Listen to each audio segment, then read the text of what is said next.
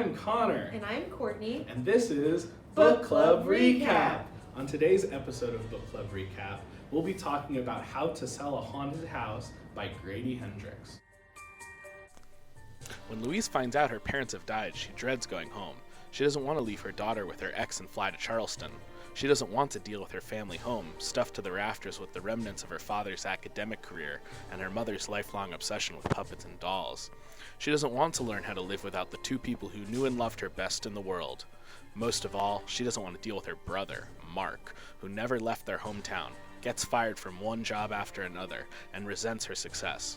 Unfortunately, she'll need his help to get the house ready for sale, because it'll take more than some new paint on the walls and clearing out a lifetime of memories to get this place on the market. But some houses don't want to be sold, and their home has other plans for both of them. So, Courtney, what did you think about the book? I really like the book. I really like Grady Hendrix. I've only read two, so I can't say, I've read every single one, but I do like it's a mix of weird supernatural, there's some gore in there, there's a good underlying family story. I enjoyed it though because it was up my alley and I do like horror books. It wasn't really like a spooky, scare you kind of ghost type of thing, I guess, like if you think of a typical haunted house, but it definitely had some moments of what is going on, and I like that in a book. I like when I'm like, I don't understand it, but I think in the end it's going to come together, so I really liked it. What about you? I loved it. I've never read any of Grady Hendrix's books before, and just based off of the titles and the covers, I kind of assumed that they were like Goosebumps or Fear Street homages. I thought that this book was going to be a lot lighter than it actually is. And that's something that I think a lot of our book club members were also surprised by, is kind of how graphic and gory this book gets.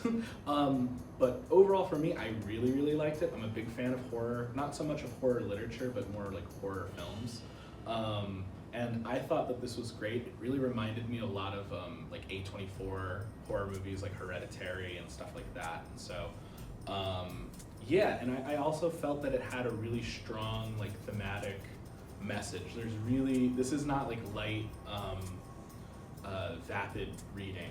I feel like that there's actually like a lot to like learn, maybe not learn, but there's a lot to like get from reading this.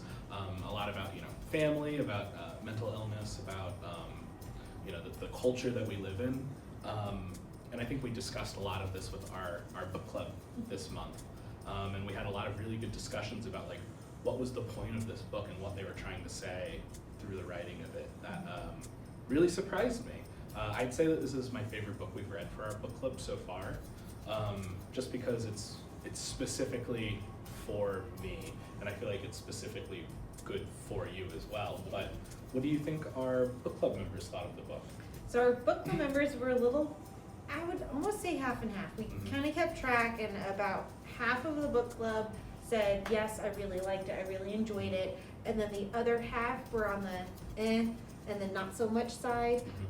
They really liked the character development, they liked the family relationship, how they worked through some things, they did like how it was resolved, but they did feel that there was too much extra, what they called it, or like the extra gore. They said some parts were unbelievable, which I also, like going into horror, I think some people have an idea of like the psychological one, and I think more people were thinking it was that way. Yeah. So they did find some parts were unbelievable. But I will say, after discussing it, there were a couple of people who were on the I didn't really like it side, but once we got a little deeper into the book and they got past the extra, the gore, they were like, oh, when I think about it that way, I think I liked it more than I thought I did. So once we kind of had the chance to discuss it, some of them seemed to like it more than they started. Yeah, I definitely think that like our discussion really had people appreciating it more than they initially did. Yeah.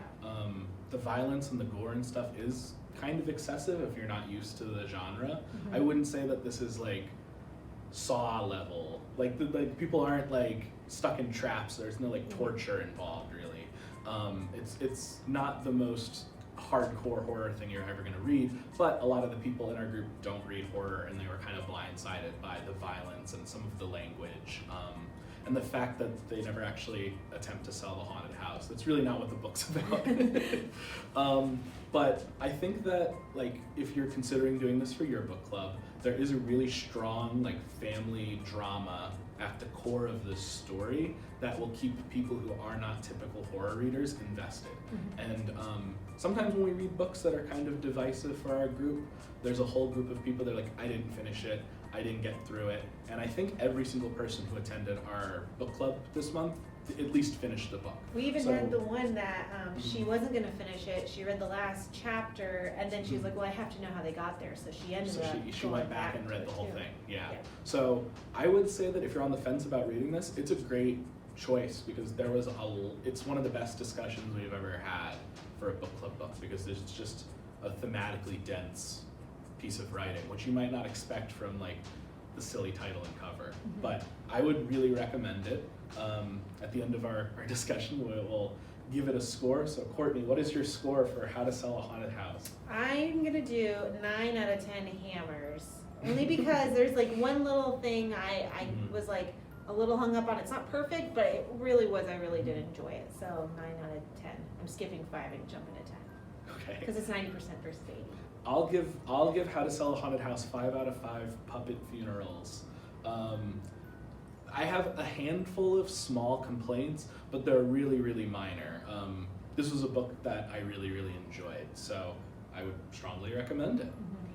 So yeah, that's the end of our episode of Book Club Recap. I am Connor. And I'm Courtney. And this was Book Club Recap. Goodbye.